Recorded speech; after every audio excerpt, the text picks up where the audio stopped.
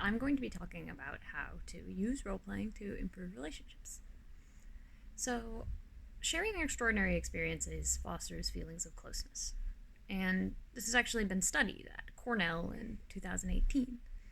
And since then, there's been a lot of studies on friendship. And there are four components to all relationships. They are proximity, closeness, frequency, and compatibility. Now, I can break any of these down into more manageable bites, but I want to talk about sharing experiences and how having really unique experiences can benefit our friendships. So, over the last year, I have been really interested in one on one LARPs, or LARPs for small groups, because I find that some of our needs for friendships are not being met. Or if they are only being met in a way that is in a very surface exploration. So, I did a dive to figure out how to have better friendships. One of the things that I came up with was getting into two-player LARPs. And one of these LARPs that I found incredibly helpful was called Honey and Hot Wax. It's an anthology of art games, which are mini LARPs that you can play with one other person. And one of the ones inside of it was called You Inside Us, in which one person plays an artificial intelligence, and I played a biologist who was interested in studying trees on a colony. And it was interesting because having somebody else play an artificial intelligence that's been inserted into me meant that they could experience reality with me.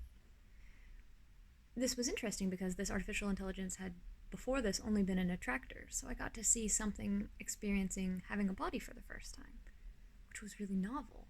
And I will never forget the friendship that I have with this person because that was something we got to do together. Now, I recommend making your own one-on-one games, and here's some tips on how to do that. It's about scheming. I'd like to teach you to be better at scheming.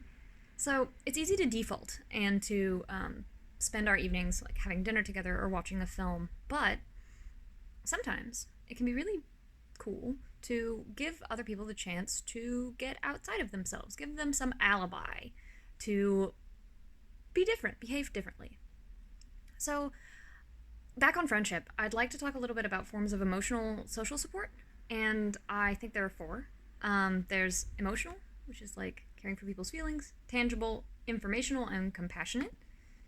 And I think that making games for people, specifically for people, really helps to give them a form of emotional social support because it lets you recognize that you see them for more than just what's happening to them right now or how sad they might be. I've schemed for the equinoxes, made a escape room for a birthday. On my anniversary of living in Berlin, I always throw a fest, and for dates and special alone time. So when I'm trying to plan what we're going to do, I often base things on themes. And one of the most successful things I've had has been basing our evening on the 8 schools of magic from Dungeons and Dragons. Each space that I crafted had a different challenge that was related to the theme. Some of them were like endurance, don't let yourself get caught on fire. Others were, can you tell which of these isn't real? Others were, be as brave as possible under the influence of lightning. I think what's interesting is giving someone the chance to impress you by giving them challenges they can complete. It's also great to learn like handcrafts together in character. I would also recommend playing characters that are based on themes or archetypes.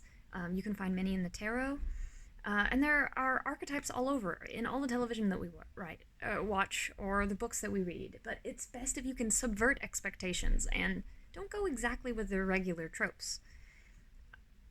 Another thing that I find super helpful when I'm making a plan is sensation goals, which I think I invented.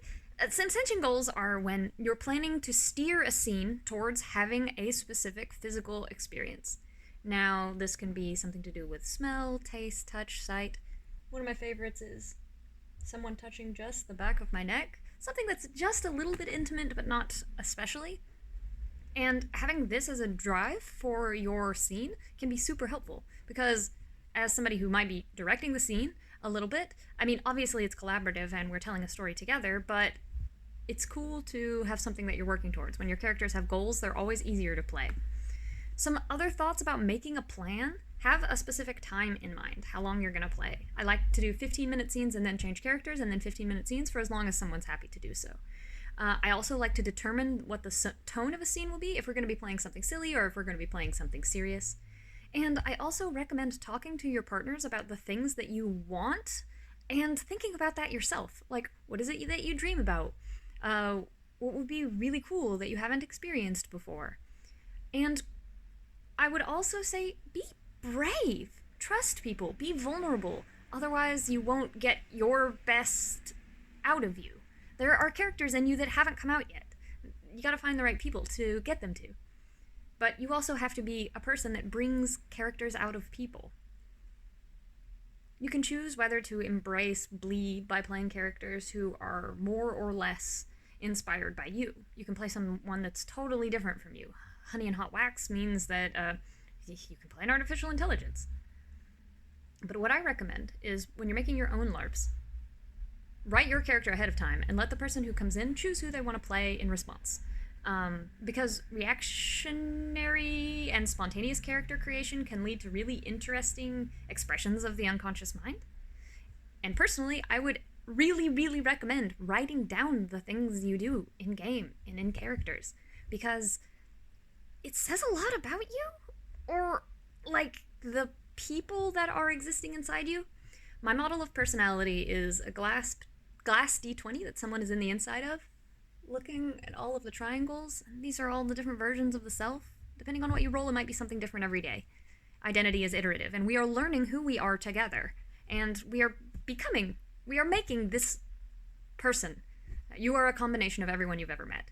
So be more interested in the stories that you're going to tell together. Weave a myth. Come back to characters that you've played again and again and see what happens to them over time. That character from the You Inside Us LARP got to talk to the grandson that he had and give the artificial intelligence to him and see if he would be the one who would then protect the Song of the Forest. There's a lot to explore. I urge you to be curious and fascinated by the minds of the characters around you, all of the different NPCs that people have inside them. And then write down what happened so you can have it. You're working on a myth, you know.